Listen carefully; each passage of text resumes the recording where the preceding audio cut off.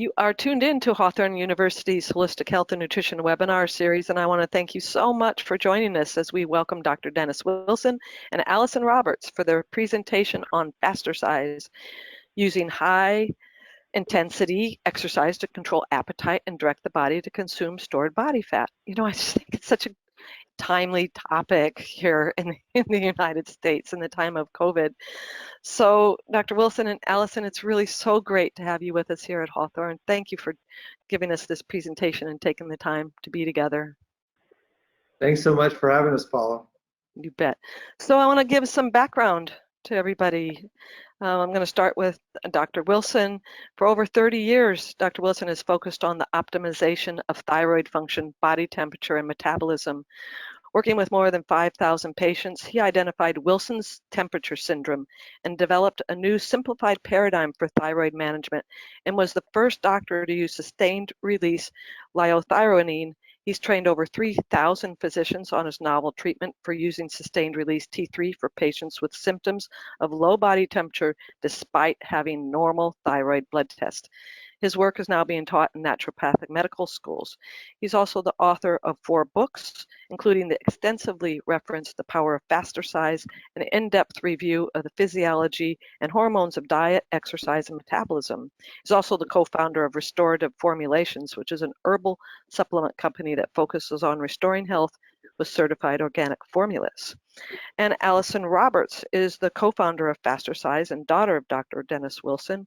She has a business degree and work experience in finance, operations, data management.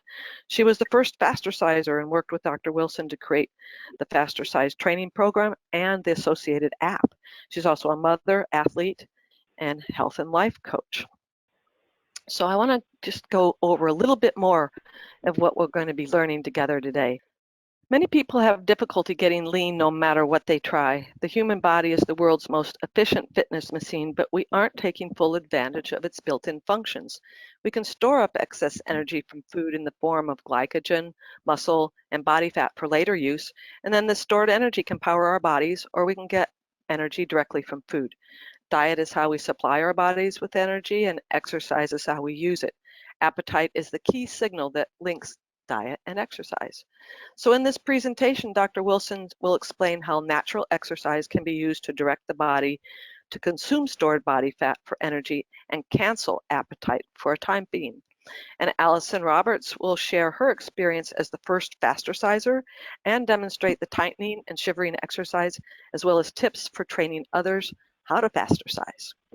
So together we're going to learn the correlation between metabolic rate and body temperature, the population trends of decreasing body temperature and increasing obesity, 3 approaches for improving low body temperatures, how the body uses physical activity to access body energy stores to survive, 2 survival strategies, storage and forage, and how to control appetite with the body's instinctive exercises of tightening and shivering. And there'll also be a demonstration of tightening and shivering exercise and a typical daily Fastercise schedule.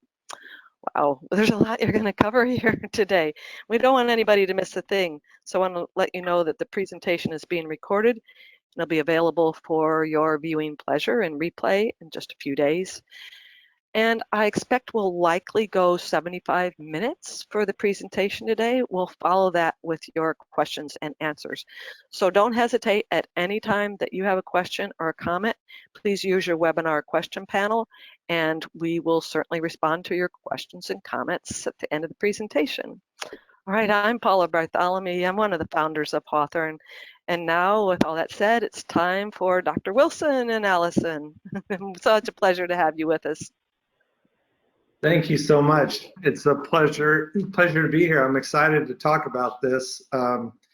It's really, I've been working with metabolism and thyroid and body temperature for many years, as Paula mentioned, and of course we've all seen it, that there's some people, they have trouble getting in shape, feeling well, losing weight, building muscle, no matter what they try. Even sometimes people have hypometabolism due to thyroid problems, and you treat their thyroid problems, and sometimes their symptoms may even go away. They might get rid of all their symptoms that they had from hypothyroidism, and yet they still have trouble with the weight. They gain 20 pounds with the hypothyroidism. You fix the hypothyroidism, and they keep the 20 pounds, and there's nothing really they can do about it. And I've seen that before many times, and I figured, I was really wanting to find out, what's up with that. And so I spent several years studying mountains of scientific research, medical research on the topic. And what I found really inspired me, because what I found out is that the body has its own built-in fitness solution. I call it Fastercise, but it's already built into the system. And so that's what we're going to be covering today. So to give you just a quick example, is your metabolism is going along fine, and then when you start to get hungry, your metabolism will start to slow down. Your metabolism slows down, you start burning muscle, and some bad things happen, and your body can kind of go into conservation mode. And so the body has a couple of ways to counteract that, and it counteracts it in the morning with a morning stretch. You stretch every morning, you wake up, you tighten your muscles, and that starts the metabolism speeding up again in order to get a jump start on your day. In a similar way, when you start to get cold, there's some things that go together: tired, hungry, and cold. When you're tired and hungry and cold, you've heard that in stories and novels and stuff. Oh, I was tired and I was hungry and I was cold. Well, it's because those things go together. When you get hungry, your temperature starts to drop, and when your temperature starts to drop, you start to get cold, and vice versa. When you start to get cold, you can start to get hungry.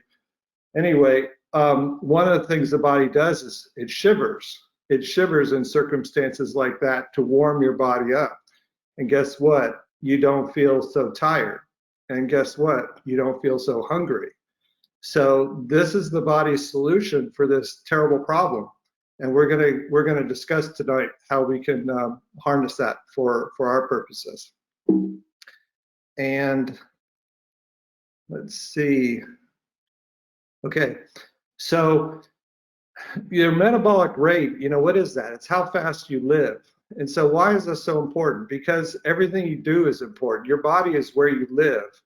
And if you want to, it's how fast you think. It's how fast you remember things. You do productive. You build muscle. You sleep. You burn fat. You get pregnant. You have babies. You get over wounds. I mean, everything you do it better when you have the right metabolic rate. If it's too fast, it's not a good thing. If it's too slow, it's not a good thing. But it's critical. I mean, think about how important it is. How would you like to feel great and be able to think fast, quick on your feet, and be able to have great ideas? Mental function. That's huge. So this is how the metabolism works. You have the pituitary gland at the base of the brain that secretes thyroid stimulating hormone that stimulates the thyroid gland to make T4, and T4 travels through the bloodstream to the cells of the body. And inside the cells, that inactive hormone, that T4 hormone, is converted to the active hormone, which is T3. And T3 is what goes into the nucleus of the cell. And when it gets there, it attaches to the thyroid hormone receptor inside the nucleus and becomes part of the DNA transcription complex. And that's what transcribes your DNA. And of course, we call DNA the code of life. So basically, it determines how fast you transcribe the code of life, or in other words, how fast you live.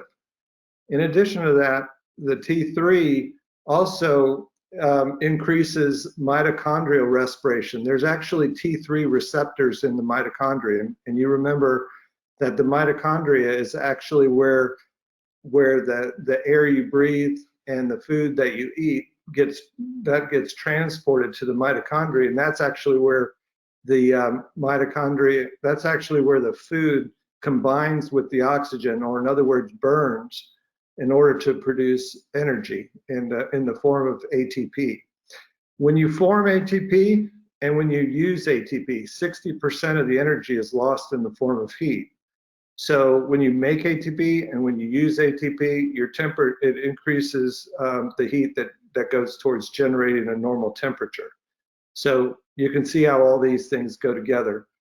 T3 stimulates, it increases the size and number of your mitochondria directly with those T3 receptors in the mitochondria, but it also, part of what happens in the nucleus is the DNA transcription that takes place in the nucleus also stimulates T3 mitochondrial biosynthesis. So I'm emphasizing this because, you know, what is it about T3 that generates temperature? So much of what we're going to be talking about has to do with these mitochondria, and that's why thyroid's important, is because mitochondria are important, and mitochondria is important. That's because that's where you burn fuel, and that's where your immune function, a lot of your immune function resides in your mitochondria also. So we're talking about, these are huge concepts. So the metabolic rate, it's directly proportional to temperature in all forms of life. I'm going to say that again. Metabolic rate is directly proportional to temperature in all forms of life, whether it's cold-blooded animals or warm-blooded animals, insects, fungi, plants, bacteria. And so what that means is when the temperature is warmer, like when you have a tree outside, when a tree outside, when it gets warmer outside, the metabolic rate of that tree increases. When you have a cold-blooded animal and it warms up like a snake or a lizard, its metabolic rate increases. And the same thing with the warm-blooded animals. So whether the animal is regulating its own temperature or whether the environment's regulating its temperature, when the temperature goes up, the metabolism goes up. And here's a good demonstration of that.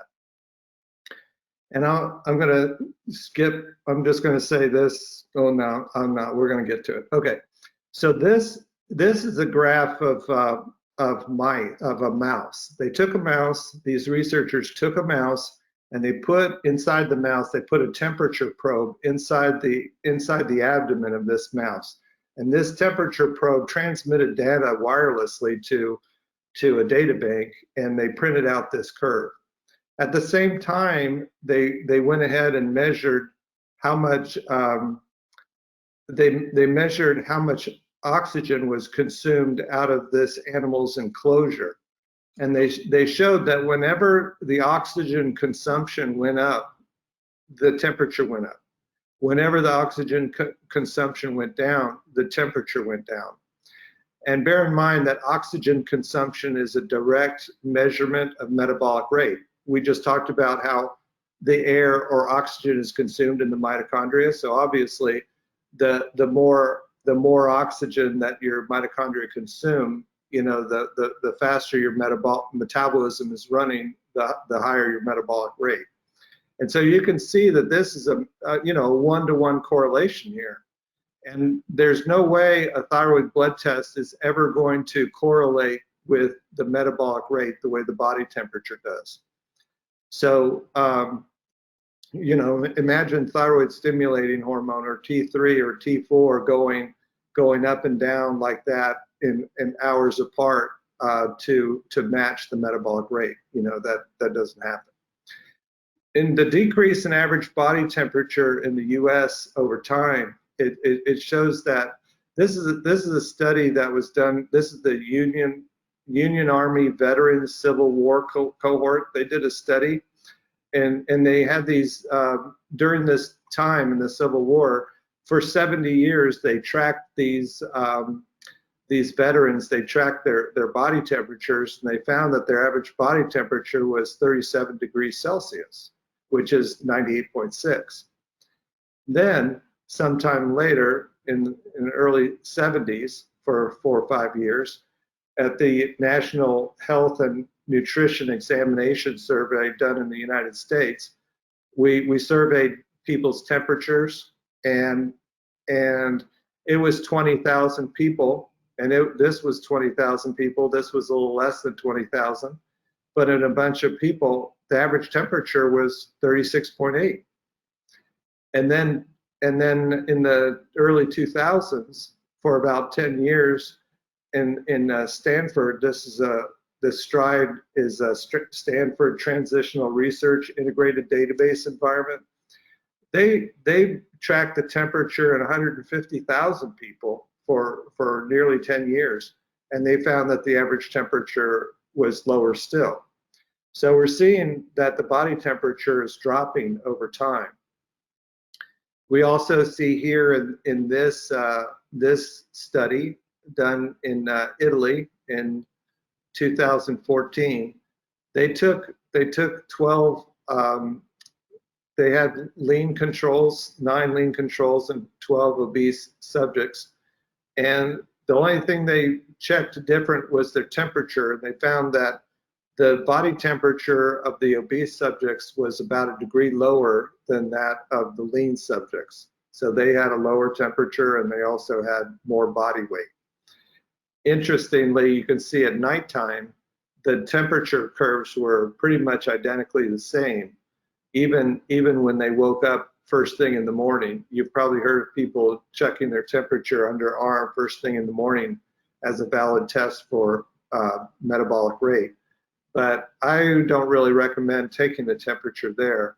I recommend taking it during the day, several times during the day, 3 hours or so after you wake up in the morning, and several times during the day, because then you're more likely to be able to see this split, this discrepancy between normal and abnormal.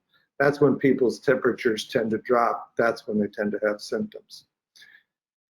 So the temperature's dropping in the United States, and all of us know that obesity is rising in the United States. The age standardized mean for body mass index right now is 30.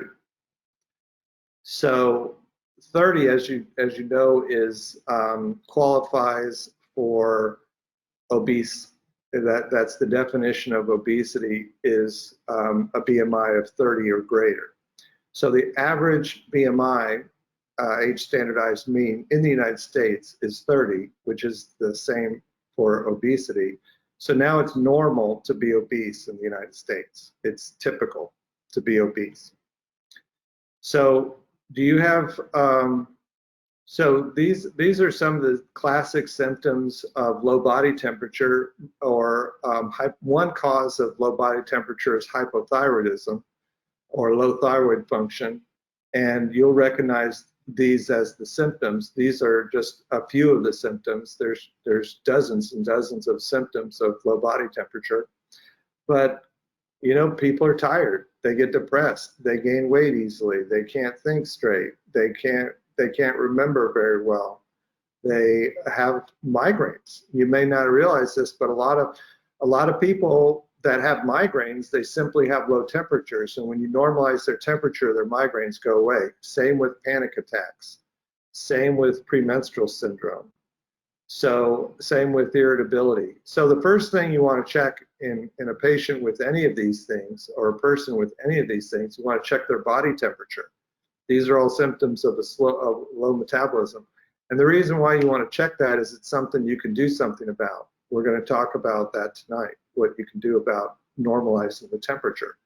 So I've had so many people, you know, I've had so many patients whose their anxiety and panic attacks went away completely once their temperature was normalized. Same with the migraines. And, you know, this is life-changing stuff that we're talking about.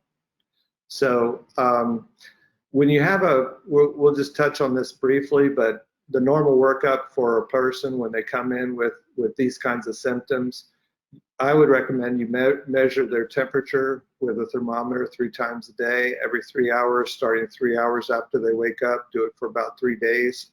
You measure the T4 production with a TSH test.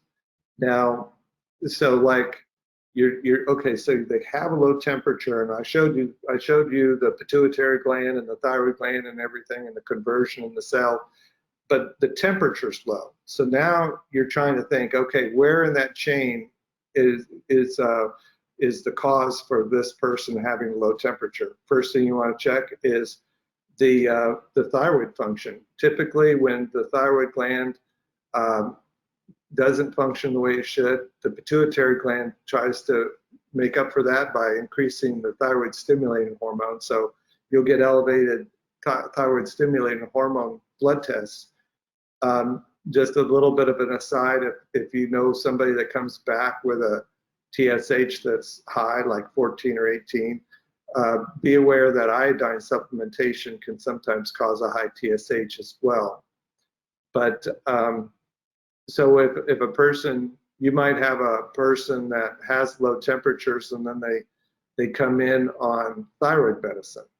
So it's always nice to see, this kind of outside the scope of this presentation, but you kind of want to know what was the person's TSH before they started thyroid medicine, because sometimes people get started on thyroid medicine maybe when they didn't really need it, and the wrong kind of thyroid medicine can actually make things worse in some cases, and not necessarily better.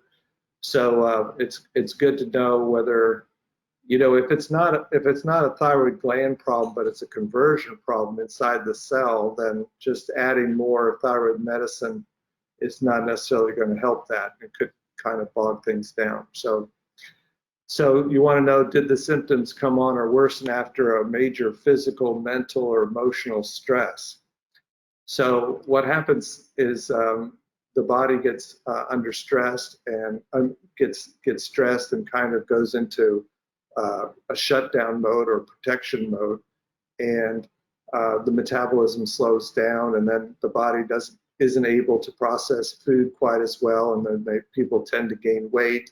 Their immune system starts to suffer because their mitochondria aren't working the way they should. They feel too tired to exercise, so they're not really getting good mitochondrial function from that. So they can so stress can really push people into a problem with their metabolism. So you could consider measuring anti-thyroid antibodies. Some people have, when their immune function gets out of whack, they can start attacking their own thyroid gland with antibodies, and that can make their thyroid function worse as well. So that's a little bit of that. But anyway, what we're going to talk about, more emphasize tonight, is we're going to talk about 3 different ways you can normalize low temperatures. And this symptoms of, when a person has symptoms of low body temperature and their TSH is normal and they still have low body temperatures and they have symptoms that go along with it, I call that Wilson's temperature syndrome, and it's reversible. And a lot of times, once you get their temperature normal and you wean off the treatments that you're giving them, or the support that you're giving them, a lot of times their temperature remains normal, and they remain improved and still feeling well. So this is what T3 therapy is about, and just a slide or two about this, but I just want you to be aware that it exists. One way to treat a person that's a little bit sluggish in the mitochondria and their temperature's a little bit low and this whole thing isn't going too well, one thing you can do is just give them T3. Now, not T4, which is what most patients get. Most patients are given Synthroid, or they're giving Armour or NP thyroid or something that contains T4. But a lot of times that's not what we want, because if they're having this enzyme right here converts T4 into T3, but T4 actually downregulates that enzyme, and reverse T3, which comes from T4, can also downregulate that enzyme and actually make this conversion worse. So we're not really talking about that. What we're talking about is just giving somebody straight T3. And when you give them straight T3, then you increase this transcription complex, you increase mitochondrial biogenesis, You increase the consumption of oxygen and the processing of food. You increase ATP production. You increase temperature. So you're basically circumventing the body's production of thyroid hormone. And when you start giving T3 like that, the body's pituitary gland notices that you're giving a boatload of T3, and it says, okay, well, we don't have to make so much of our own anymore. So your TSH goes down, your own T4 production goes down, and this T4, the T4 in your cell goes down. And the good part about that is your reverse T3 goes down, the T4. And remember, I just said that those are things that slow down this enzyme. Well, when these things go away, there's a chance that this enzyme will be refreshed. It will be upregulated, and it'll be cleaned up and ready to go. So that when you wean off this T3 and your system comes back up, then you can start making T3 on your own again the way you should, because this enzyme is back on its feet. It's refreshed and working again. So that's one approach. And so what you do is you give T3 for a time to get the temperature up. And once the person's feeling better, you gradually wean off this T3, and their own system gradually comes up and hopefully can maintain naturally what you've created artificially. And a lot of times that's very successful, 70, 80, 90% of the time you can do that. So this is medicine that's sustained release T3. It's made by pharmacists. It's compounded. It's taken every 12 hours. It's not without risk. And then you gradually transition patients. We talked about that. You get them off. You substitute their T4 with T3. And then you wean them off, and then you repeat. So anyway, if you want more information about that, you can go to this website, wilsonsyndrome.com/videos, T3 tutorial videos. And we also offer to doctors T3 certification, or prescribers, or people who are just interested. You can get T3 certification training at restorativemedicine.org. In fact, at the end of August, we're having our annual training on that. So now let's move on to herbs and nutrients dosed according to temperature. So you give these thyroid hormone, you give this, like Google Mer improves the conversion of T4 to T3. Selenium is part of this enzyme. Zinc is also a cofactor. So by supporting this, you can improve T4 to T3 conversion. And there's multivitamins. You wonder, well, why do we give all these vitamins in a multivitamin? And if you look closely at what's in a multivitamin, the vitamins in there, almost all of them help mitochondrial function. So a lot of people say, they say, boy, you're acting spunky, you must be taking your vitamins. Well, that would go along with it, because if you're deficient in these things and your mitochondrial function isn't what it should be, then you're not going to have the power you'd like to have. So there's triphala and rosemary helps with immune function. Iodine, T4, the 4 stands for iodine. There's 4 iodine molecules. There's 3 iodine molecules. 3 iodine atoms on this molecule, and that's what gives. That's important for it to have its activity.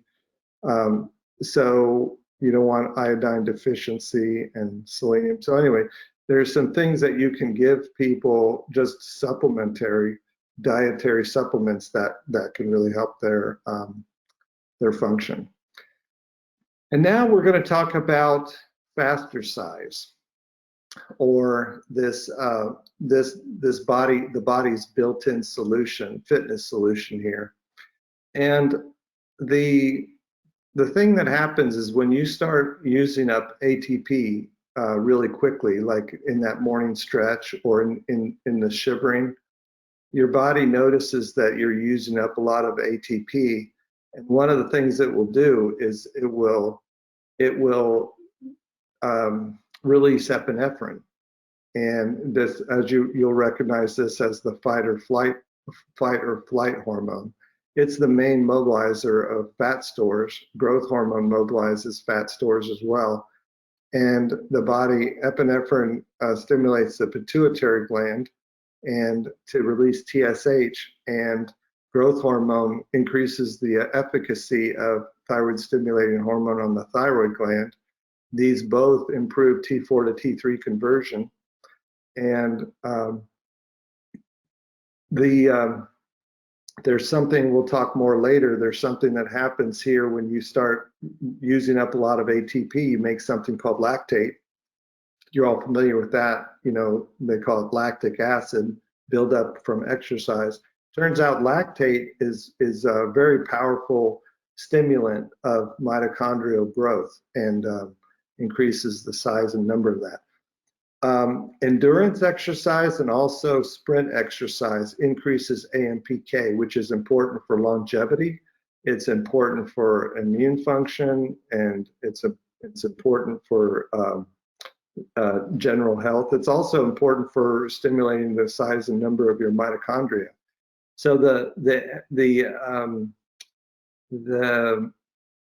endurance exercise and the sprint exercise, it activates AMPK along different pathways, but they both activate. I mean, they both increase this by different pathways. So it's really fascinating. So that's why you might be able to get a similar response in 60 seconds of Fastercise as compared to 2 hours of running on a track. So two different ways to get to the same destination. So anyway, these when you exercise like this, these 4 counter-regulatory hormones go up, and they all have the same effect, and that is to deliver fuel. So they're delivering fuel from your fat stores to your mitochondria so that you can make the energy that you need. So so look at this. We talked about the symptoms of hypometabolism. Now these are the benefits of high intensity exercise, like a minute of sprinting, a minute of shivering. And these are studies. This is in the medical literature as benefits of high intensity exercise. Look at that. Fatigue, increased energy. Depression, less depression. Easy weight gain, more fat loss. Impaired memory, better learning. Mental dullness, better mental focus. Anxiety, less anxiety. So it's just a one-to-one solution for hypometabolism. And that's the built-in solution that we're talking about. So think of that. Think of that. Your metabolism slowing down, and your body has a way of speeding it up again. So why does the body do this? I like to think of it as a survival mechanism, and the body's prime directive is survival. Obviously, you know, that's got to be right up there. And so the number one priority, the thing that has to happen first, is that you don't want to pass out in this immediate moment. Imagine how bad it would be if you passed out while you were driving your car. So you cannot pass out. You have to have blood sugar, enough blood sugar to keep your brain functioning. You also want to avoid being killed by a predator or an enemy or some dangerous situation like a fire in the next few minutes. So like if you have to get up and go, then you need to have the fuel to do that. So you also want to avoid damaging your muscles, because your muscles are what you use to get around, and it's what you use to gather food and to escape danger and different things like that. So you're going to want your muscles. Finally, you want to avoid starving during the next several months if food becomes scarce. So your metabolism will slow down to help you not starve, but that's not the top priority. There's 3 priorities higher than that, and that's what we're going to take advantage of to turn around this obesity problem. So this is how the body meets these these priorities. So it involves tapping our energy stores to provide both speed and endurance. And it's interesting how it's compartmentalized. because your endurance, your ability to endure and make a whole lot of ATP from the fuel that you have occurs in the mitochondria. Your mitochondria generate 15 times more ATP than does glycolysis and fermentation. Mitochondria is a great benefit to multicellular organisms that enabled us to be what we are today. Before that, we only had, organisms could only rely on glycolysis and fermentation. But endurance, this mitochondria, it's great that it generates 15, it's much more efficient. It squeezes out a lot more fuel from every bit of food, which is fantastic. The only problem is that it's really slow. And this glycolysis and speed and fermentation is about 100 times faster. It's not as efficient necessarily, but it makes ATP 100 times faster than a mitochondria can make ATP.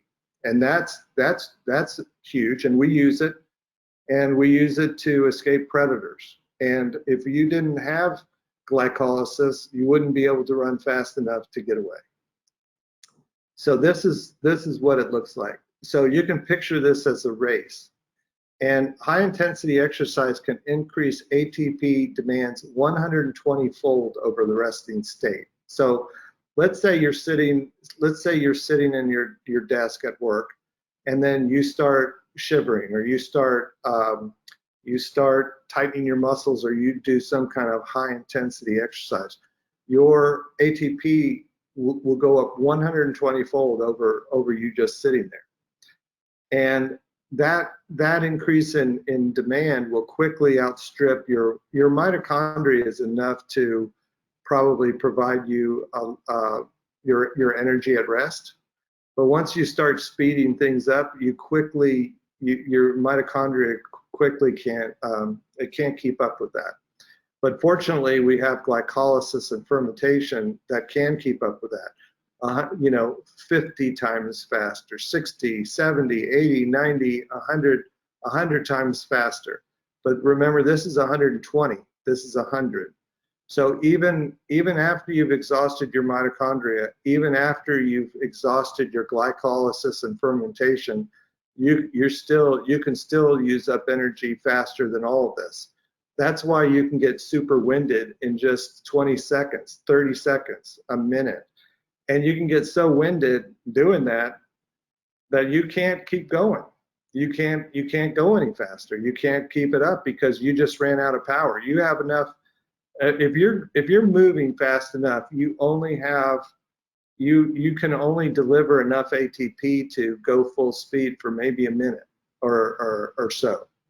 And at that point, your lactate gets so high and your acid levels get so high that your muscles shut down and you can't keep it up. I mean, you have to stop. It's an automatic fail-safe built in.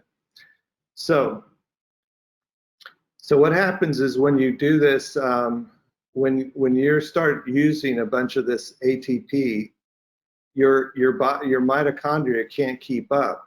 And it can't be taking this pyruvate and turn it into CO2. And see, this pyruvate builds up and it can't go this way, so it goes towards something called lactate. And when that enables you to continue producing ATP from glycolysis, and that from glucose you make ATP. And when you have that ATP, it generates power. And when you generate that power from ATP, it generates acid. So you've got lactate and you've got acid. It's not really lactic acid. It's really lactate and acid. It's lactate and acid. So, so when that acid builds up, your respiratory rate builds up. And that's why you start breathing deeply, because that's one of the ways your body gets rid of acid, is by blowing it up, blowing off the CO2. So you can get so winded that you actually have to catch a gasping deep breath. When I say winded, I mean like this. and you can catch a deep breath. I'm talking winded. So, so again, lactate increases mitochondrial biosynthesis. That's why it's great to get winded, not just once a month, not once every 10 years, but once a day, twice a day, 3 times a day. You can get winded 3 times a day with Fastercise, and it's massive what it does to your mitochondria. It stimulates your mitochondria. In other words, it stimulates your life in a big way. So here's seconds of high intensity exercise versus an hour of low intensity exercise. So just in a matter of seconds, this is a cycle, like an ergonomic, what do they call it, a spin cycle, stationary bike, 30 seconds. They did 6-second sprints with 30-second recovery. And just 6-second sprints increased the epinephrine levels of this test subject. And it increased norepinephrine 14.5-fold just doing that. And this is, 6 times, what is that, 10? That's 60 seconds. That's a minute worth of exercise over a little bit of time. And they totally increase their epinephrine. And again, it's a main mobilizer of stored fat, increases T4 to T3 conversion. But that's compared to what happens if you do an hour of low intensity. That's like a jogging at 50% VO2 max. If you jogged for an hour, your epinephrine won't budge, more than likely. So there's a huge difference. Like your main fat burning hormone goes up with the minute of exercise, and it doesn't go up with an hour of jogging. So there's 2 opposing survival strategies, and they're both great. They're both fantastic. One is storage mode, and one is forage mode. And so if you want to survive a famine, you're going to want to have plenty of fat. You're going to want to have not as much muscle. And if you want to be able to climb trees and hunt for food and gather and do your farming or whatever, if you want to gather food, so this is more about savings, and this is more about income. Like, so if you want your income of food to be good, you're going to want more muscle, and you're going to want less fat so that you can move and be stronger to do what you need to do. And so those are the two options that we have, and our body does both depending on the circumstances. Whatever it is we want to do, we can direct the body to do it. If we want to store more fat, we can direct the body to do that. And if we want to store less fat, we can direct it to do that. So this is how the storage strategy looks. When you get hungry, if you want to store fat, then when you get hungry, you should eat. And then you get hungry, and then you eat, and then you get hungry, and then you eat. If you eat every time you get hungry, that's a great way to store fat, because that's what you're doing. You're trying to store up for the future. Forage strategy is different though, because when you get hungry, you forage and then you eat. Then you get hungry and then you forage for food, and you climb a tree and go fishing or dig up some potatoes, and then you eat. And then you get hungry and then you forage and then you eat. So one is about going to the storage or going to the grocery store or going into your cupboard and eating the stored food that's there and eating it as much as you can. And one is about income. You're not stored, it's not savings, it's income. You're earning the food with foraging. So sedentary lifestyle is tracking with the explosion of technology. Since 1960, of course, we've had an explosion of technology. And the percentage of obesity has gone up dramatically since that time too. And there's a lot of reasons. Could be toxins, could be food, could be nutrition, could be a lot of things. But I feel that one huge factor is the explosion of technology. that you can get a pizza now just with the press of a button, and you don't really have to do any foraging at all. And that's contributing to obesity. So this is the maximizing hormone sensitivity. So just what this looks like is you get hungry, you Fastercise, then you eat. And that's the storage strategy. Forage strategy. So you eat a meal, and then when your meal runs out, you start to get hungry. And when you start to get hungry, you Fastercise. And when you Fastercise, it releases so much energy that your hunger goes away. And it might go away for 2 hours. And then you can shiver or tighten your muscles again. It goes away for an hour. Shiver and tighten again, goes away for half an hour. And so right now what you're doing is you're living on your stores, your fat stores, and you're pushing off your hunger. And when you do that, the thing that increases insulin sensitivity is not having any insulin. And the thing that gets your insulin levels to drop is to not eat food. And the way to not eat food and stay comfortable is to live off your storage. And the way to live off your storage is to jumpstart your metabolism with Fastercise. So when you do that, your body, you're increasing your body's sensitivity to insulin.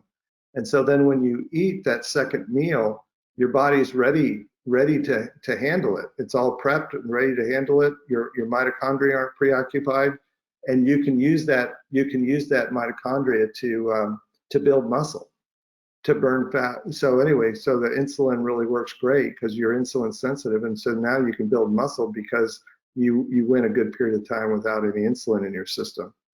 And the same thing happens when you eat, but when your hunger starts, you haven't had epinephrine in your system in a long time, and now your body is sensitive to the fat burning hormones of epinephrine, growth hormone, glucagon. Anyway, so what you're doing is you're separating storage. You're separating your meal time and your exercise time to a degree. Although Allison will talk about some exercise you can do during this fed state, but during the non-fed state, basically you're increasing your body's ability to build muscle, and you're increasing your body's ability to burn fat one meal at a time. So we manage survival by managing our energy stores. So I liken this to charge mode. You're familiar with what happens with your phone. You've got charge mode, you've got discharge mode. Charge mode is when you're running on external energy but in this case, it's external energy that came from our last meal. And when you're in charge mode, you're in insulin. So you've eaten your food, you've got insulin, you're using some of the energy that's coming up, and you're storing some of the energy that's left over. So you're building your stored fat and glycogen. And then your hunger starts. And at the moment your hunger starts, you're transitioning into discharge mode. Discharge mode is you're now unplugged from your food disappeared, now you don't have any food coming in, and now you're running on internal energy from the stored fat and glycogen. You're running off your battery. And when that happens, your epinephrine, growth hormone, glucagon, and cortisol are up. These counterregulatory hormones are up, and they're up to mobilize your battery power so that you can operate your body. So you're burning stored fat, you're burning stored fat and glycogen. Here you're building stored fat and glycogen. Here you're burning stored fat and glycogen. So it's a simple difference, but it's crucial to know that, because that's gonna, that's everything. So these are some of the things that improve with the non-fed state. You've heard of intermittent fasting and how great that is, and so you'll recognize all the benefits that can come from that. You can improve autoimmune disorders. You give your mitochondria a rest without pounding so much food into it, and then it can do a lot better job of regulating the immune system. You have your mitochondria go up. They've shown that in studies. You're more likely to live longer. Your insulin sensitivity goes up. You start losing fat, and you get less obesity and inflammation, your immune function, congestive heart failure, and so on. But there are some downsides of unprotected fasting. One thing that happens is muscle loss. And there's, there's going to be some muscle loss, and there's going to be slowing of metabolism and a drop in temperature. People can have a slower metabolism after a period of fasting than they did before. So that's not good. So what can we do about that? Well, Fastercise solves these problems. So rather than just going hungry, you don't want to go hungry, and Fastercise keeps you from going hungry. And by not going hungry, you're preserving muscle. Your metabolism isn't slowing down, and your set point isn't increasing. So we're going to talk about that in a second. So here's, you just heard me say that when you get hungry, you're burning muscle, and I know that's controversial. And these are 7 reasons I believe hunger is a sign we're burning muscle. These are things that I saw in my review of the body's blueprint and through all this medical research. And it increases the set point. But anyway, I'm not going to probably read through all these, but just for example, the thing that triggers ghrelin, for example. Ghrelin causes hunger and increases growth hormone to mobilize fat and glycogen and spare muscle. Well, your ghrelin doesn't go up until you don't feel hungry until your alanine and glutamine goes up. And that's what signals the breakdown of glycogen, and that's what signals the increase of ghrelin. And glycogenolysis, or the breakdown of glycogen, is what preserves the muscle. So you start breaking down muscle, and as soon as your body notices that you're breaking down muscle, it kicks in the breakdown of glycogen in order to preserve your muscle. And it increases hunger so your body can go get something to eat to stop this burning from happening. Another example is when ketosis begins. Both hunger goes down and muscle breakdown decreases at the same time. You know that when people go into ketosis, their appetite goes down and they don't break down as much muscle. They preserve more muscle. So again, the hunger and the muscle go together. Hunger goes away with high intensity exercise. If any of you out there are hungry right now, you can just tighten your muscles as hard as you can for 10 seconds, and you'll notice after a few seconds, your appetite's going to go down. And this increases fat and glycogen burning while decreasing muscle burning, leptin. So anyway, it's fascinating. So when we get hungry, so as soon as you get hungry and start to enter into the fasting state, all 4 of these hormones go up as soon as you get hungry. When you Fastercise, all 4 of these hormones go up. When you shiver, all 4 of these hormones go up. When you wake up in the morning and tighten your muscles as hard as you can, all 4 of these hormones go up. So when you Fastercise while you're hungry, it amplifies the signal to release stored energy. Why does this go up when you're hungry? To release stored energy from your energy stores. Why does this go up when you Fastercise? To release stored energy from your energy stores. What happens when you do it together? You release stored energy from your energy stores. So timing your exercise with your appetite avoids sending our bodies mixed messages, which is what people do a lot. Like, so if somebody wants to burn, you want to coordinate things. You want to be like, okay, now it's time to burn fat. Now it's time to build muscle. And we want to increase our insulin sensitivity. Now we want to increase our counter-regulatory sensitivity. But if you mix things together, then it defeats the purpose. So 2 ways to cancel your hunger and protect against the downsides of fasting. How do you prevent the downsides of fasting? Well, you do that by not going hungry. Hunger is the sign that all of the downsides of fasting are starting to occur. It's a warning sign, and it's a pretty potent warning sign. You will all agree that being hungry can be quite unpleasant, and it can get your attention. And that's because it's an emergency. It's a thing. You know, like, we don't want to go hungry. Your body doesn't want to go hungry, and it wants to survive. So there's two ways to fix that. When you are hungry and you eat, this releases so much energy that you can power your body.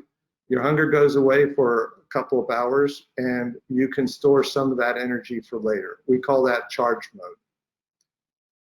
When you fastercize, that releases so much energy from stored fat and glycogen that you can power your bodies. The hunger can go away and stay away for hours, and we can have enough energy to go collect food for later if we want. So we call that discharge mode. It turns out that your appetite, your hunger actually goes away faster with Fastercise than with eating. It goes away in seconds. And it's because the glycogen and fat that you're mobilizing is already in the muscle. It's on deck. It's right there. It doesn't have to be eaten. It doesn't have to be swallowed. It doesn't have to be digested. It's already primed and ready to go. So when you mobilize that energy, like right now, then your hunger goes away right now. So you can push off hunger with Fastercise, and it enables us to enjoy the benefits of protected fasting. Fasting is fantastic for the body, but I recommend that you don't go around hungry, because if you're going around hungry, you know, you're not getting all the benefit that you could be getting, and you could be getting some problems with it too. So Fastercise enables you to snack on your fat, basically. Instead of going to the cabinet and eating food out of the cabinet, you can just snack on your fat and the stored fat, glycogen, and body fat in your body. So when you get hungry, you Fastercise, your appetite might stay away for a couple hours. And then when it comes back, you can Fastercise again, and it might stay away for an hour. And it's always good to Fastercise right before you eat, because that releases a bunch of energy, and so you're not going to be as hungry, so you're not going to eat as much. I mean, particularly if you're trying to lose fat, you want to Fastercise right before you eat, like within 10 minutes of eating, because you'll have a higher body temperature. You'll have epinephrine, which is a natural appetite suppressant. The higher temperature will decrease the effects of ghrelin, and you'll be satisfied more easily with your leptin. So so it's very simple. And you want to eat just enough to get satisfied, because that way, eat just enough to satisfy your appetite, because that way you'll be back into you'll be back into burning fat again soon. So you'll find that when you maximize your hormone sensitivities, you'll find that you'll actually feel better because you're not overeating, and you'll actually enjoy your food more, because studies show that you enjoy food more when you have an appetite.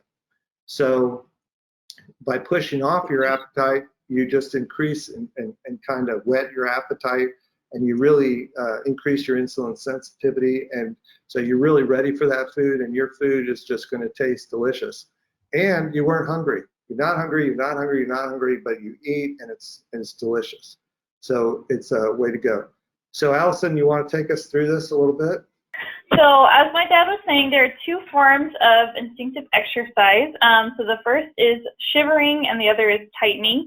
And just because we call the program Fastercise, we decided to call them Shivercise and Tightercise. But essentially, these two exercises mimic the exercises that our bodies do naturally on a regular basis, and we often don't even think about them. But shivering is what you do right before you're about to freeze to death. And you do that because it's the fastest way to mobilize stored body fat for energy and warmth. And so Dad thought to himself when he was first writing his book, why not do that more? If it's so effective and the body knows it's so effective, why not make that part of a fitness program that people do intentionally? And so as you can see here on this screen, shivering uses up ATP 3 times more than static exercise. I guess a simple way to say this is just it's going to use up more energy than pretty much anything else you can try. We like to say shivering and tightening, but specifically shivering is going to get you much more winded than jogging or even HIIT workouts or just about anything ever could.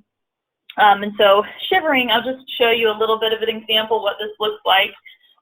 The shivering exercise, when you're shivering, you're not making really big swings with your arms like this.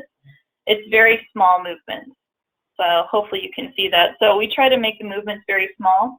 And so when I'm going to be doing an exercise like this, I try to move my arms and my legs about an inch or two in either direction.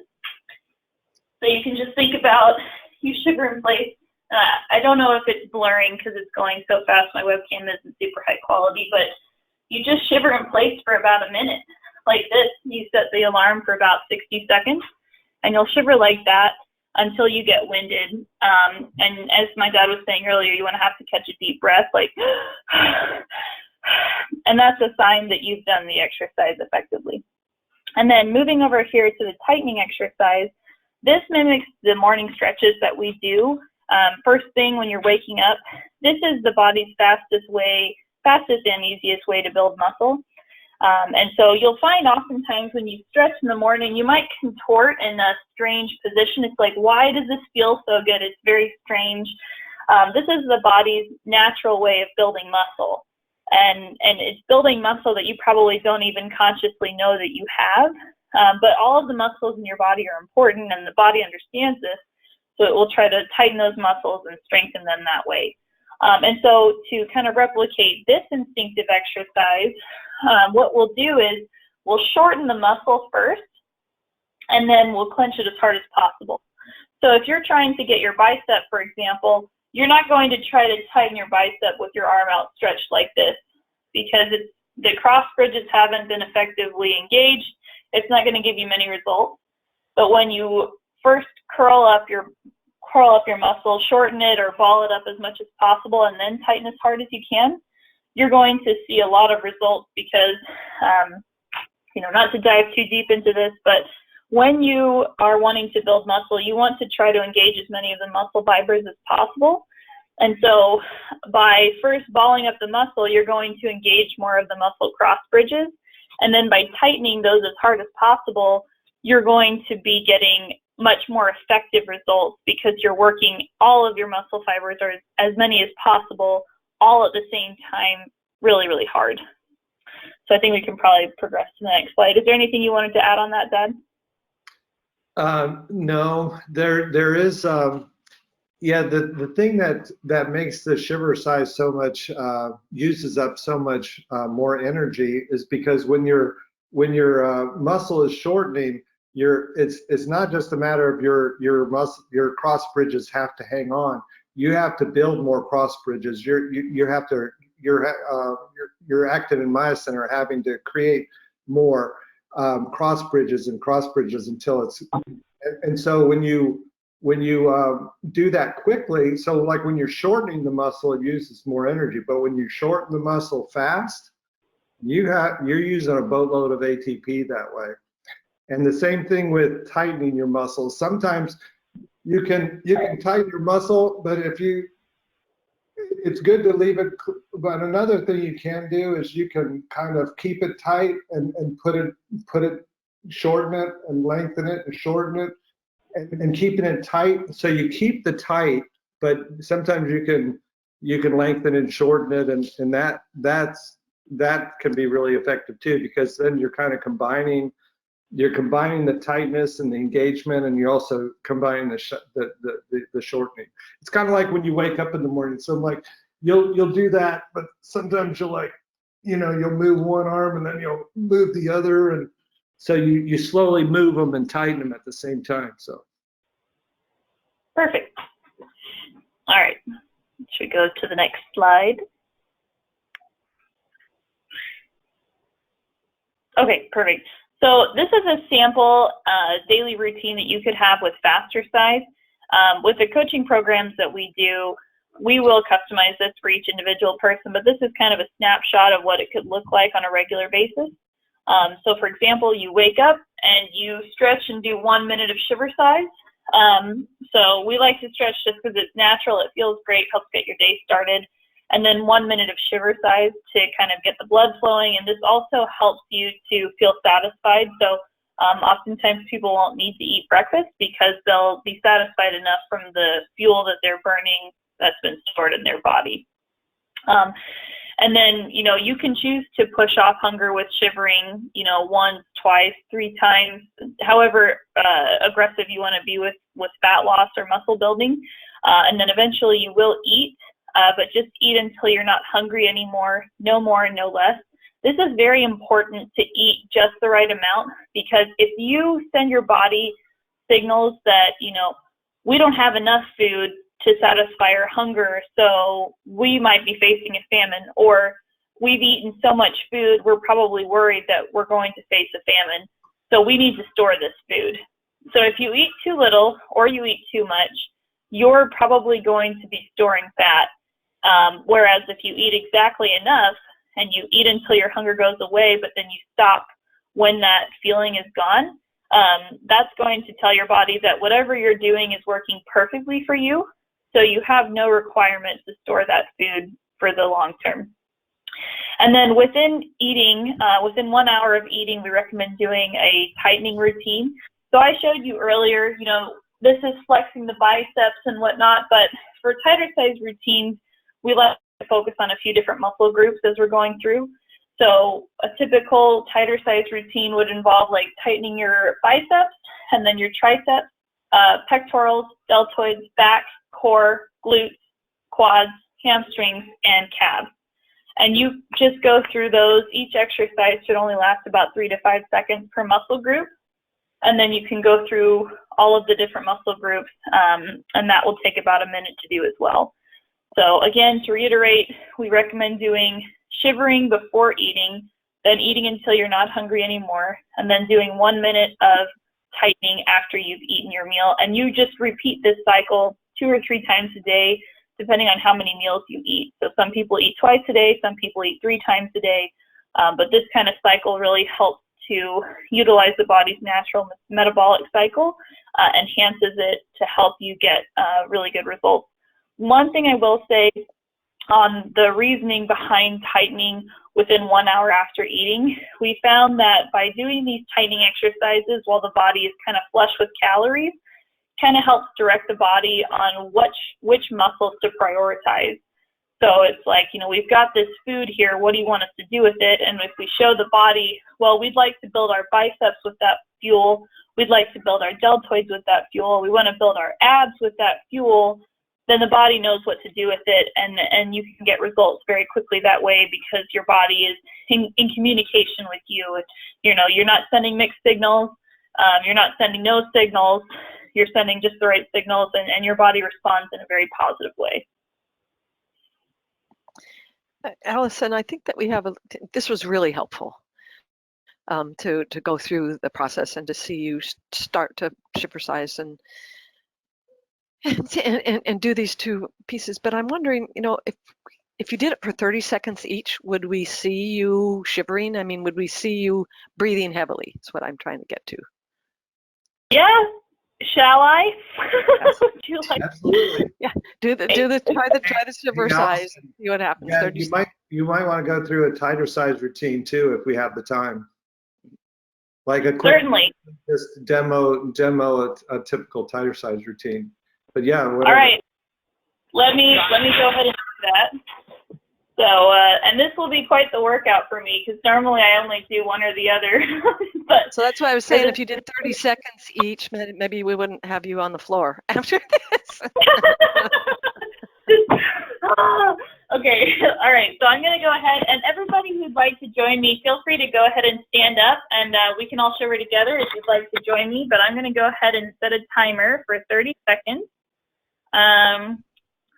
And since I've already done my 2 routines for today, that's probably how long it'll take me to get winded. So, okay, timer. All right, great. Everybody join in. Let's see what happens. All right. So, and then you'll be able to see most of me. I'll try to back up so you can see most. But all right. On your marks, get set, go.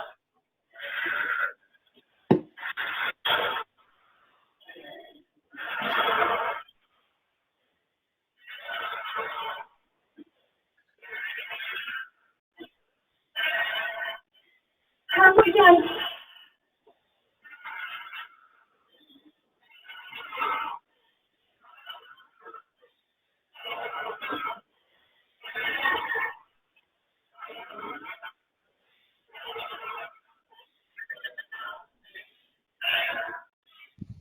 Wow.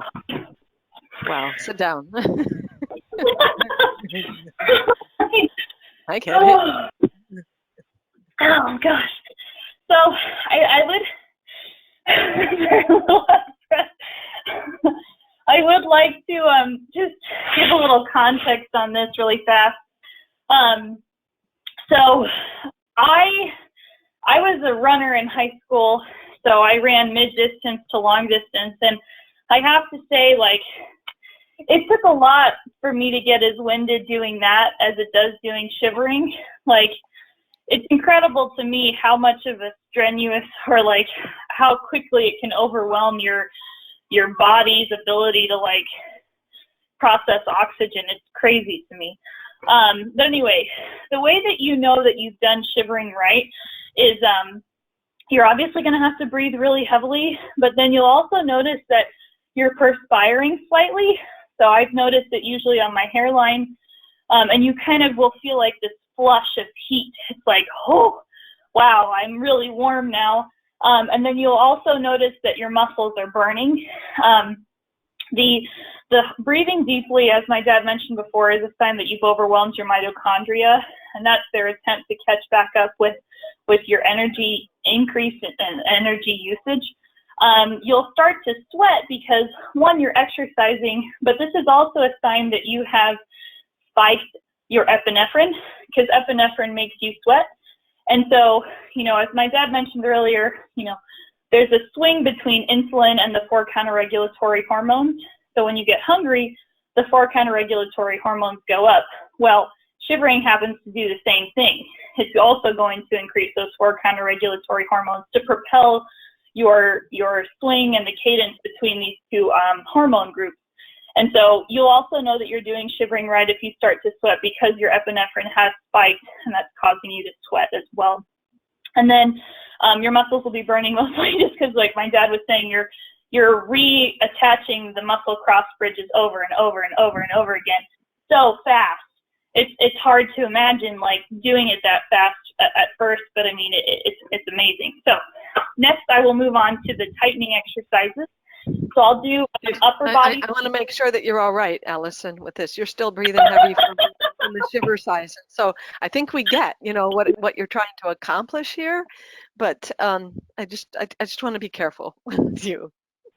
No, I will say I'm good. I have been doing this for about 2 years, so at least I have some extra. But I will say, even after 2 years, it still gets me every time, which is great because it takes you wherever you are in your fitness journey. So, okay.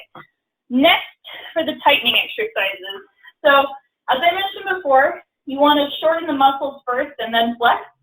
So I start with, got some weird lighting here. So start with the biceps, and this is typically the routine that I'll start anyone out with. It's called our short full body routine. And I'll just do it the way I normally would and call out which muscle groups I'm doing. So those are the biceps. Again, it's only 3 to 5 seconds per muscle group. Now I'm going to do my triceps.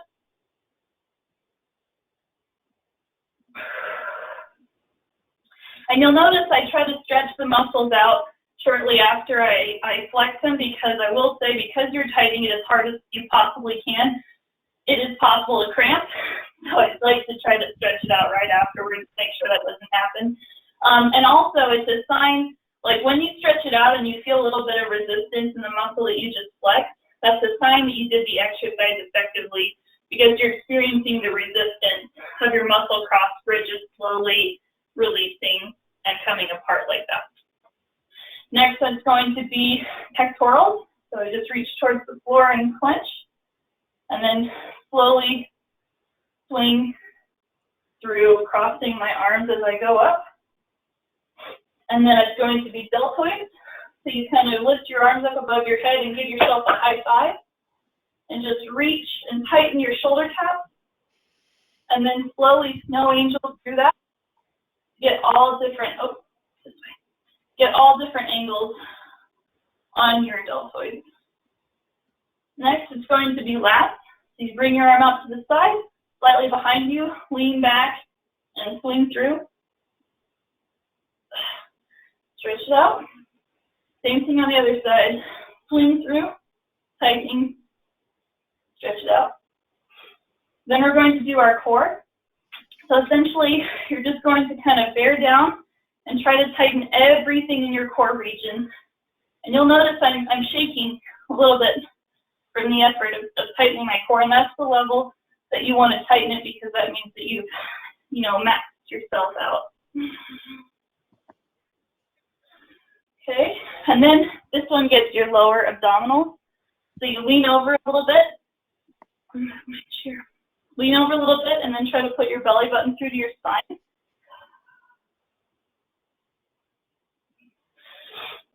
And then you're going to do your back. For this one, I like to bring my arms out to the side to get my upper shoulders, and then you arch your back as hard as you can. And now we're moving on to our lower body. So I'm going to tilt this down a little bit. So first you're going to tighten your glutes just by kind of leaning your hips forward and then clenching on your butt cheeks. And then you're going to do quads. So you lock your knees. Pull this down a little more. You're going to lock your knees and then tighten your quads as hard as you can. And then you'll bend your legs slightly, kind of tuck your hips, and tighten your hamstrings. And then last but not least, you're going to do your calves by coming up on the balls of your feet, tightening your calves like this, and then point your toes inward, flex your calves, and then point your toes outward, flex your calves. So that's just a small example of a tightening routine. And you'll notice I'm not quite as winded from doing the tightening exercises as I was from being, doing the shivering. But that's more because, like we mentioned earlier, it uses 1 time the amount of the shivering exercise, whereas shivering uses 3 times as much as the tightening. So that's kind of an example. Is this a good time for me to share my own personal experience with Fastercise? I see we've got about 10 minutes left or so. Dr. Wilson, you're good with that? Yeah, that's Perfect. great. Great timing, Allison. Perfect. So for me personally, Fastercise came at the perfect time in my life. Like I said before, I was an athlete in high school. I did cross country, swim, and track. Yep. So I loved doing sports, but then I got to college and I got married and I had a baby and I started my first job and just really ran out of free time. And I was finding it really challenging to balance all these things. I was about 30 pounds heavier after my pregnancy than when I started. And none of my clothes fit. I just wasn't really happy with how I felt. And so my dad said, hey, you should try this fitness program. So I thought, I got nothing to lose except for these 30 pounds. So let's give it a shot. And I did the program, just in the spare minutes of time I had throughout the day, like a minute here at work in an empty conference room, a minute here, like at my house, while my baby was taking a nap. Just wherever I could grab a second to go and do these exercises, I did. And I ended up losing those 30 pounds in about 3 months, which is just astonishing for me. I mean, I thought that's pretty good results, even if, I had all the time in the world. So like it only took me about 5 minutes a day. I guess that was probably the most shocking part. So then I was thinking, well, what are the limits to Fastercise? Like, how far can this program go? Can it really go toe-to-toe with some of these more intense programs? So I took the natural next step and decided to enter a bodybuilding competition about 8 months after having my baby. I probably won't do it again, but it was a really cool experience. Like, I ended up placing pretty well. Yeah, here's a picture. So that's on the left is my baby and me right after delivery. That was like 2 days after I had him. And then on the right is 8 months later on stage at a bodybuilding competition. And it was crazy to me because, I got down to probably like roughly 10% body fat or so, and like I was on stage with these women who looked amazing, of course, but they also were telling me that they had spent like 2 or 3 hours a day in the gym getting ready for this program. They're like, yeah, my husband's so frustrated. He never sees me anymore because I'm always at the gym. And I was just thinking to myself, like, I have no idea what that feels like because that's not been my experience. I'm just doing this throughout the day. And so, I think if I can do it, anyone can do it. If Fastercise worked this well for me and I didn't have the free time that I would have liked, it could work for anyone. It can work for busy stay-at-home moms. It can work for really busy professionals. It can work for people who maybe do have free time but would choose to not spend it in the gym.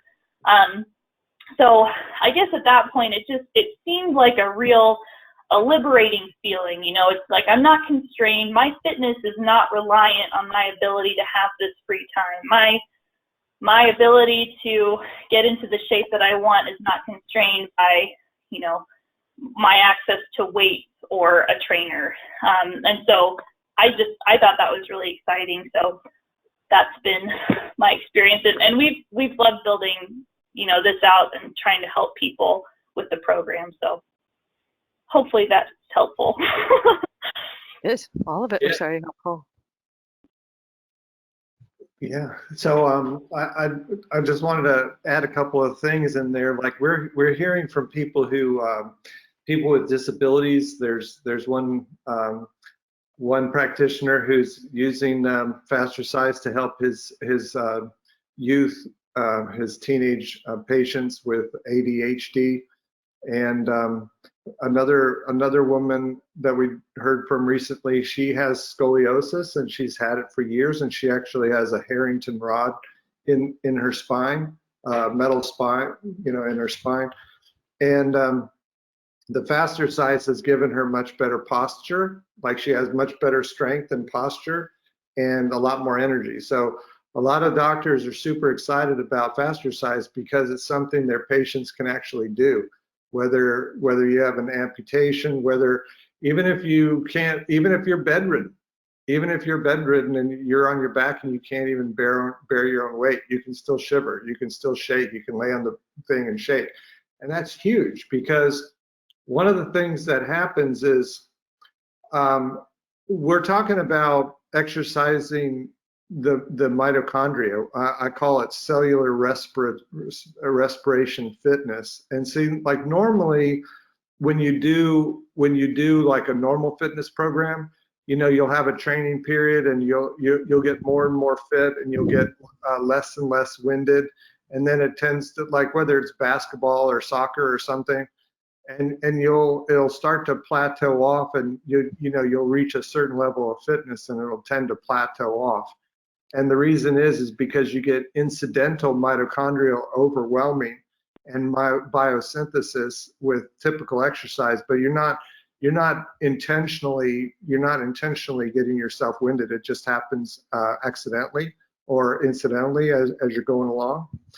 But the thing is like you can deliberately and easily overwhelm your mitochondria with Fastercise on an ongoing basis. And it doesn't have to plateau off. Like Allison was saying, no matter how fit you go, no matter how fit you get, you can always overwhelm your mitochondria on purpose with shivering, because mitochondria are slow. They're slow. They're 100 times slower than glycolysis, and you can beat them every time. And if you want to intentionally beat your mitochondria, or in other words, build up your lactate. By the way, lactate is like pre-digested, energized glucose for the brain. If you think, like, see, with coffee, you have like sugar, you have cream and sugar in your coffee, but mitochondria, like when you do Fastercise, you're burning fat, that's like cream, you're burning glycogen, which is like the sugar, and you've got epinephrine instead of instead of caffeine, and caffeine is just an epinephrine wannabe. And on top of that, you have lactate. Lactate just lights up your brain, because think about it. If you're trying to escape a tiger, you're going to want to learn from that experience. You're going to want to be sharp in your mind, and your body makes this lactate, goes to the brain, and it prefers lactate over glucose. So it increases nerve growth factor. You're going to learn better. You're going to be more alert. Anyway, so when you do this, like Allison was saying, you tighten your muscles when you wake up, and you shiver and you get winded. By the time you're done getting winded from that experience, let's say 2 or 3 minutes after you wake up, believe me, you are awake. You are totally awake. If you get winded, if you get a gasping deep breath when you wake up in the morning, you are totally ready to go. You are completely awake, and you can try that. But yeah, it'll wake you right up. It'll light you up. But anyway, here's Allison. Do you want to give them any suggestions about where to go from here? Yeah, I mean, of course, like Fastercise as a program is awesome, and you can learn all about it with the book, The Power of Fastercise. If you would like to get involved, kind of with like the program and how we're trying to help people who may not have like a scientific bend, you can reach out to us at dwilson.wts@gmail.com. This is like an educational thing, so we really don't want to go too far on the business side, but we're doing a Kickstarter campaign. We're really trying hard to bring this to everyone who would benefit from it, which of course we think is everyone. But if you'd like to get involved or learn more about what we're doing, just feel free to reach out to us at dwilson.wts@gmail.com, and we'd be happy to provide you with some more information. But we were happy to be able to hop on here and talk about it. It's probably one of my favorite topics, so always jump at the opportunity to discuss this. So, well, it's been a pleasure to have you both. And I understand you have an app that's associated with the program too? Yes. So right now we have a prototype app that is available for download on Apple and Google Play. This Kickstarter program that we're starting is going to be raising the funds to build a bigger and better app. We've gotten a lot of feedback from our customers and trainers who have been doing the program with some recommendations on how to improve it. And so we're going to need a little bit more firepower. The new app's probably going to be about 50 times more expensive. So, but yes, if people want to learn more about to build, not prototype to use. app. Yeah. What was that? I said it's going to be a lot more expensive to build, but not that much more expensive to use. Oh, sorry. Yes, I'm thinking about it from the business perspective. It's going to be relatively the same price, but a lot more functional. And that should be ready probably in the end of December. Okay. All right. Perfect. I think there's some people that may be listening and not viewing, and so they asked for the email address again. So I'll say it's dwilson.wts@gmail.com. And yes, to add to that, I think we have a few questions, but not that many. I'm very pleased to say that people started asking questions, and as the presentation continued, their questions were answered. So isn't that just a thing of beauty that happens like that? But one thing that came up early when you were really going through the thyroid, Dr. Wilson, so this question relates to body temperature. And if body temperature constantly changes, how do we know if the thyroid medicine that we're taking is working correctly on a daily basis? That's a very good question, and the body temperature does change. It goes up by a degree even when you eat lunch. Let's say you eat lunch. As soon as you eat, you're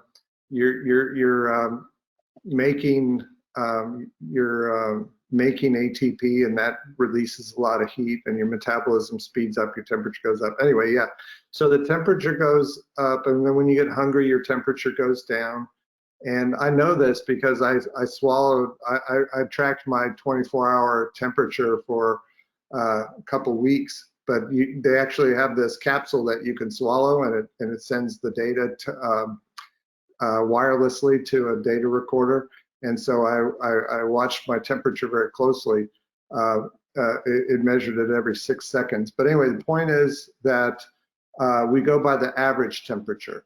So you can think of it like high tide or low tide. You know, you can, if you look out over the ocean, you can tell whether it's choppy or whether it's calm, and whether a fish is jumping or whether a seagull is plunging into the ocean. But the main thing you're looking for is it high tide or low tide? You know, is it on average 97? Is it on average 96 or 95? Or on average during the day, is it 98.6?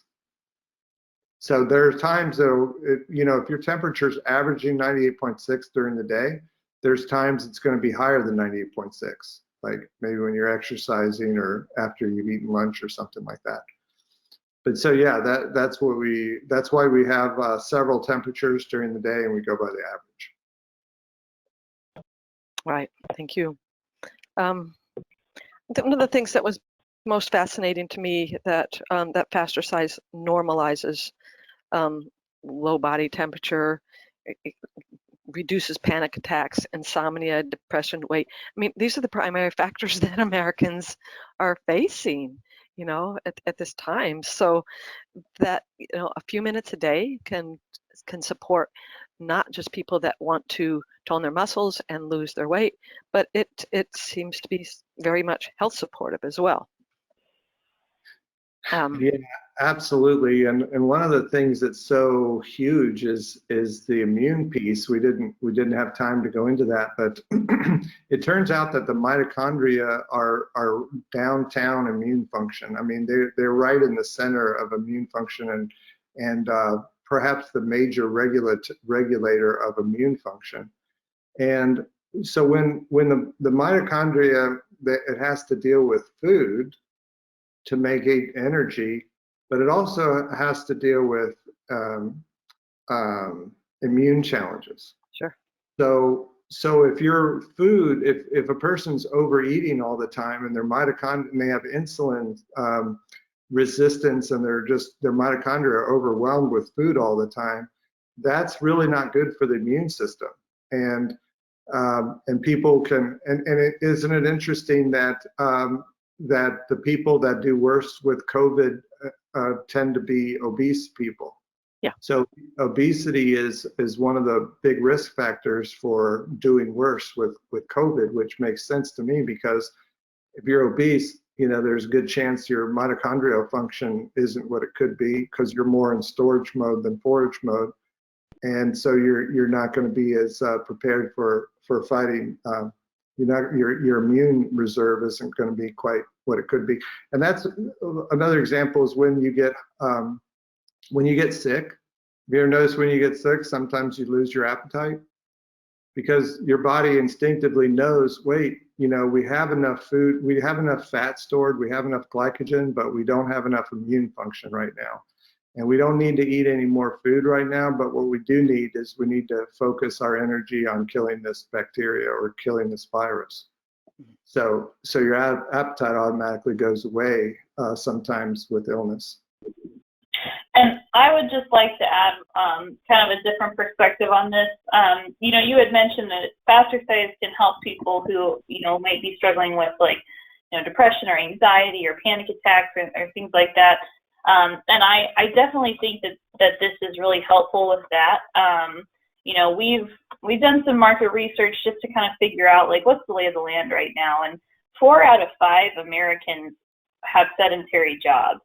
Mm-hmm. And, you know, on average, people take about a third of the number of steps as ancestors took, you know, hundreds of years ago. And, you know, we just, in general, we tend to move much less than we used to. And it's just not something that's required anymore, like Dad was mentioning before. But by being able, like, since our bodies are designed to move and they're designed to function in this way, it's important to support them in that need and that carnal, very basic human need to move. And it's insane how helpful it can be to improve your mood. I mean, I'm speaking from personal experience, but I've had clients who, you know, they just feel like they've gotten a completely new lease on life, and, you know, they don't need to nap nearly as much. They find themselves happy much more frequently. You know, it's just, I like it. I like seeing people feel so much better. And it's cool that this solution is so simple. Sure. Well, we're close to out of time, but there's just a few things that I'd appreciate being addressed, and then we'll have some closing comments because I want to let people know about the book giveaway option that we have here. But is there a concern about the production of stress hormones, cortisol? Does the body normalize after the Fastercise exercise and cortisol reduces again? Yeah, exactly. They found that with high intensity exercise, cortisol does go up, but post exercise, with recovery, the cortisol levels are, and the stress hormones are lower than with low intensity exercise. So yeah, your stress hormones go up, but then they go back down, but they also go back down lower than baseline. They go lower than they started. Okay. And the difference is, like, cortisol, is going to put on central obesity and Right. and all that, but that's unrelenting cortisol, kind of like unrelenting insulin. Like if somebody's resistant to they have adrenal resistance, and because their cortisol is high all the time because they're in stress all the time, that's a problem. Just like eating 24/7 and having your insulin levels up all the time. What you want is, you want your insulin level to go up, you want them to go down. You want your cortisol to go up, you want it to go down. You want your epinephrine to go up. Because when the hormones go up, you get the activity of the hormone. When they go down, you're promoting the sensitivity to those hormones. And so you want them to go down so you'll be sensitive to them, and you want them to go up when you want them to go up. So it's really nice to have them go up when you want them to go up, and down when you don't. And again, the point with Fastercise is you're not going up. Like if you did a marathon, they find that when people do a marathon, they're more likely to get colds and upper respiratory infections. You're more likely to get sick after a marathon because your immune function is you're gonna be stressed from that. But with this isn't 26 miles. This is 60 seconds. Exactly. Well, with all the benefits that it confers additionally to weight loss, what if somebody doesn't need to lose weight? What if they're actually underweight? Yeah, I think, it's really not all about weight. I think it's great for weight, and obesity is a huge problem. But yeah, to me, I would say perhaps the biggest thing is this mitochondrial health, because if you've got plenty of mitochondria, it's crazy. Like Allison and I joke sometimes, but when you get your mitochondria built up, you'd be amazed at how hard it is to get winded. Because we have this joke. We say, I can't get winded. Because we And by that much time you are? What's that? By that much time that's passed to be able to say that, you are winded, I bet. Yeah, right. So it's just like, you have so much respiratory reserve that, it's just nuts. You don't get winded. So, but it's not easy. Well, and to that point, if someone's underweight, they probably could do with a little bit more muscle.